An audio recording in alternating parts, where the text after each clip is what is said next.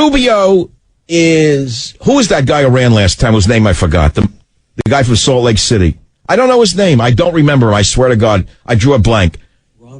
Romney, thank you. A really memorable man. Very memorable.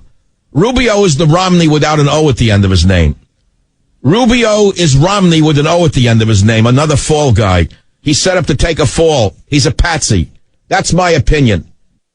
Now, today is Veterans Day, and that's a very important holiday for those of us who know that we wouldn't be here living in freedom without all those who have given life and limb, in some cases freedom, so that we can enjoy the freedoms that we do enjoy in this nation.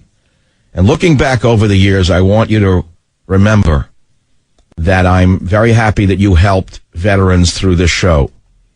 Do you remember Lieutenant Ilario Pantano, accused of premeditated murder by George Bush's administration when they said he killed 2 Iraqi captives during a unit mission near Fallujah, Iraq on April 15th, 2004?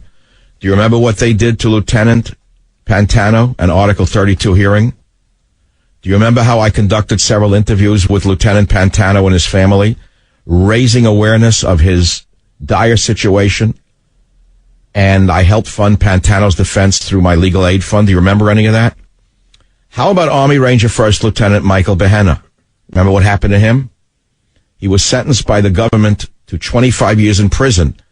George Bush, again, 25 years in prison.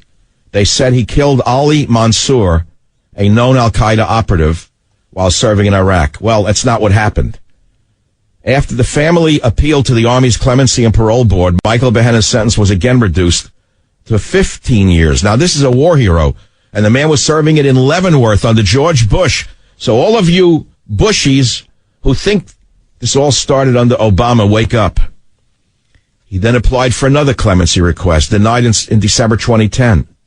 On February 12, 2014, another request for clemency was denied. But Behenna was granted parole and released on March 14, 2014, after serving less than 5 years of his sentence, and he was an American war hero. Look what they did to him. Well, what did you do? Savage and my audience rallied behind Lieutenant Behenna, and through private contributions from the Legal Aid Fund and listener contributions from the Savage Nation, $150,000 was given to the family to help with the appeals and defense. How about the latest thing that we did? The man whose dog stolen from him by the military. Remember we bought him a car? I sent him $18,000 in cash for a new truck. Well, we haven't heard from him since. We wish him well. We can't reach him. I also have an announcement to make. As you know, I gave away $100,000 to 5 students last year, each of whom won $20,000 Savage scholarship for writing an essay. Of the, 1,000 submitted, 5 were picked, the best ones. And if I continue this in 2016, with God's will, I'd like to do that. I made a decision on the car on the way in today. And that is the new scholarship fund will only be open to the children of active military or the children of active police in the United States of America. That's because blue lives matter and the lives on the line matter. And I want to reward their children. They are the ones on the line, and that's what I'm going to do if we get around to that Savage Scholarship Fund in 2016. Cruz shined, Trump chimed, Rubio whined, Kasich pined, Carson dined, Carly mimed, Paul signed, and Bush was blind. I watched it. I'm glad Trump said to her, why does she keep interrupting everyone? I like that part of it. Well, who gave her the right to interrupt everyone? Actually, she'd be a better president than Hillary. I liked her. I thought Cruz was great. I'm not a big fan of his. I know he's smart. I don't think he's electable, but I think the guy is brilliant and he's got the right ideas. I really do. Paul was very good, but again, or whatever. And Kasich was, he was on the ropes there. The others, who knows? Rubio's a front man for those who want him to fall, so what are you going to do? We're talking instead about the men who keep this country going. And we all know that the military is fighting a war of all wars, and soon it'll come to a town near you, if it already hasn't. Soon you're not going to be insulated from the illegal aliens from the Middle East who Obama's rushing and Africa, by the way, as fast as he can. Because amongst them, as you well know, there are ticking time bombs that are set to go off. You ask yourself then, why will a legitimate, sane government bring in people amongst whom by logic, by data analysis, a certain number of them are going to go off and stab and kill and maim and blow things up. Why would you bring any of them in until you sort this all out? Well, you don't have a sane government. That's number one. But number two, there may actually be something more sinister involved, which I don't even have to say, because then you start bordering in an area and people can accuse you of things that are not true. So here we are. Here we are, a crazy world that we live in. And so we can do what we can do, and I say to my children when they get a little, crazy about what the future is bringing under this crazy man in the White House, what he's doing, it's like seeding a disaster for the nation. It's as though he wants to poison the nation for good before he leaves office, if he ever leaves office. It's as though he's doing everything he can to seed poison in every aspect of the American way. It's just seed as much as he can to have this poison go off, like a toxin he's injecting into every aspect of our government and our way of life. So you say, well, what are you going to do about it? People are afraid for the future. One of the candidates last night even said, I don't know which one, she said or he said, person came up and said, I'm worried about my children's future. Aren't you? You're not worried about your children's future with the psycho in the White House? The man has done everything he can to wreck the military. Here we are. You think this is hyperbole, right? Oh, there he goes again. He's just making it up. No, I don't make things up. I come from a scholarly background. I'm very careful with my statements. And I document zero military in government, zero. I spent a lot of time, and I point out the purges, who he fired, how he's turned soldiers into social workers, how he supports our enemies, how he's alienated our allies, and I've asked, where is the warrior king? And strangely enough, on page 110, I talk about the Vikings' fate, because I want to put things in context, the context of history. Sometimes people can't learn from the time that they are living in. So I end it like this. I say we don't need a jobs program. We don't need diversity in the Air Force. We don't need equal opportunity for mullahs. We need a warrior king, crusader, to rebuild our military and defend Western civilization once again. And then a little paragraph, the Vikings' fate, page 110.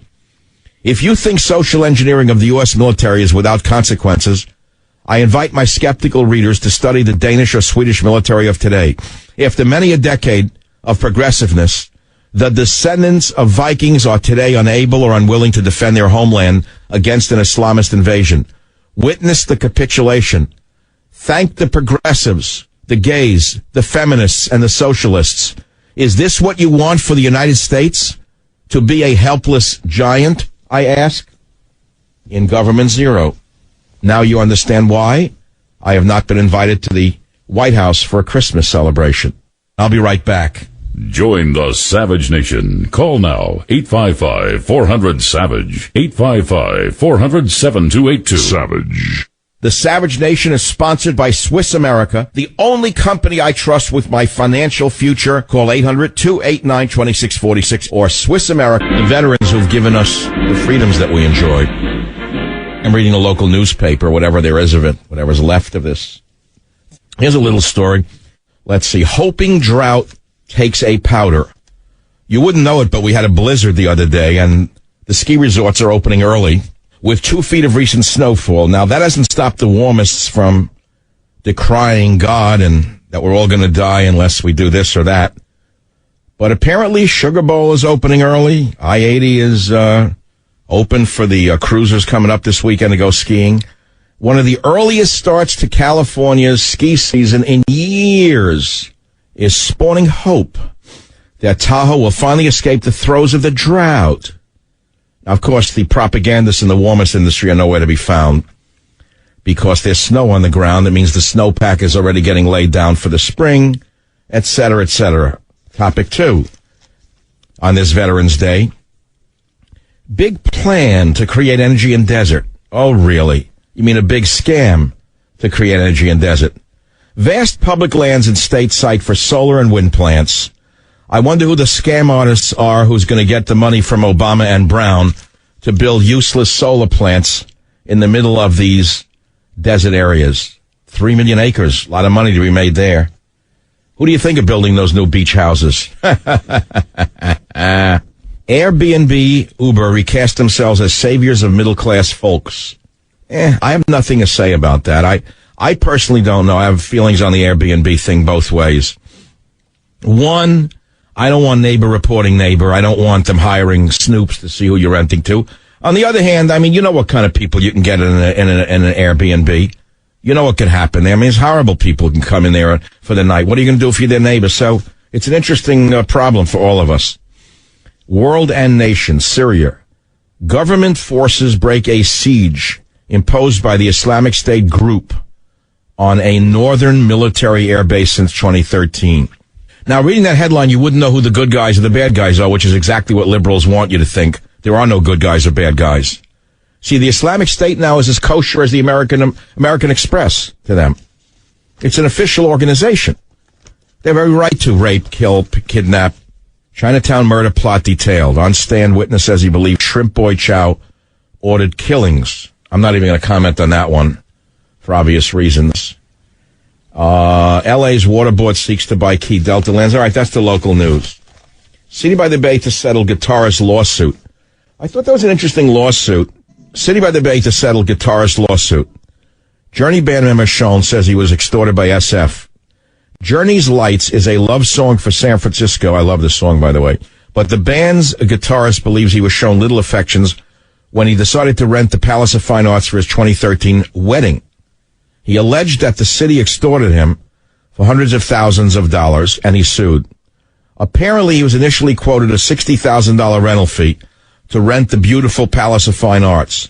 But as news of the event leaked out to the press, along with Schoen's plans to broadcast the event on a pay-per-view channel at $15 per person, the city officials began raising the fees, even objecting to the royal sexy magic theme. So the city jacked up the cost to nearly $240,000, including such added fees as a $100,000 premium reservation fee, a $50,000 park regeneration fee, blah, blah, blah. So he sued the city, and he just won.